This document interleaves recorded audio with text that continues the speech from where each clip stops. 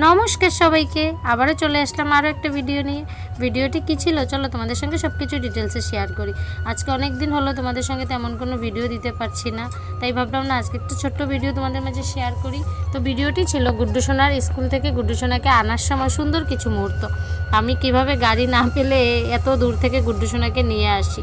তোমরা সবাই তো এই জায়গাটা চিনতে পারছো, যারা যারা চিনতে পারছো না তাদেরকে বলে দিই, এটা হলো মাই ছোটা স্কুলের সামনে। গুড্ডু ছোটু হওয়ার পর আমি আর গুড্ডু সোনা এখানে দাঁড়িয়ে রয়েছি শুধুমাত্র গাড়ির জন্য, কারণ গাড়ি আসছে না তার জন্য। চারিদিকে দেখছো কত সুন্দর পরিবেশ, কিন্তু আজকে তার মধ্যেও গাড়ি পাচ্ছি না। যদি আজকে রৌদ্র হতো তাহলে কিন্তু এখানে দাঁড়ানো অসম্ভব ব্যাপার হয়ে যেত।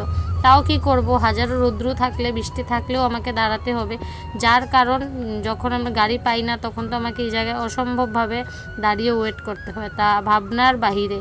বড়মশাই না থাকলে আমরা এইভাবেই কষ্ট করে আসি স্কুল থেকে, না হলে আমাদের কোনো অসুবিধা হয় না। বেশিরভাগই তো মিস্টার আচার্যের সঙ্গে আসি, তাই গাড়ি থাকা না থাকার ব্যাপারটা আমাদের তেমনভাবে লাগে না আর কি। কিন্তু যখন বড়মশাই ঘরে থাকে না তখন কিন্তু গাড়ির জন্য অসম্ভবভাবে ওয়েট করতে হয়, তা ভাবনার বাহিরে। কখনো তো ঘন্টাখানিকও দাঁড়াতে হয়। তারপরে আমরা এখান থেকে দাঁড়িয়ে চলে যাচ্ছি হেঁটে হেঁটে একটু সামনের দিকে, যেহেতু গুড্ডু সোনা বললো যে মা চলো একটু সামনে যাই তারপরে গাড়ি পাবো। তোমরা এখন ভাববে যে না এটাকে গুড্ডু বলতে পারে, না গুড্ডু এটা কিন্তু খুবই বলতে পারে। তারপরে এখানে একটা ছাগল ছিল, গুড্ডু সোনাকে এটাকে আদর করলো, আদর করে আমরা একটু সামনের দিকে এগিয়ে আসছি আমাদের গন্তব্যস্থলে আসার জন্য। তার একটাই কারণ আমরা গাড়ি পাচ্ছি না।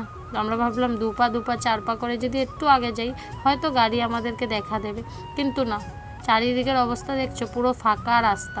তার মধ্যে এখানে একটু জল পেয়েছে গুড্ডু, জলের মধ্যে একটু পাওটা দিল।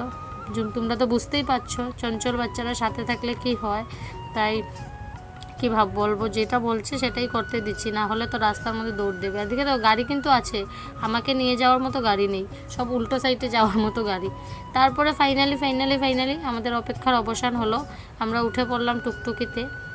তোমরা এখন অনেকেই বলবে যে তুমি এক সিটে বসেছো, বাচ্চাকে আরেক সিটে বসিয়ে কেনে নিচ্ছ টুকটুকি করে, তুমি তো একসঙ্গে বাচ্চাকে কুলে নিতে পারবে।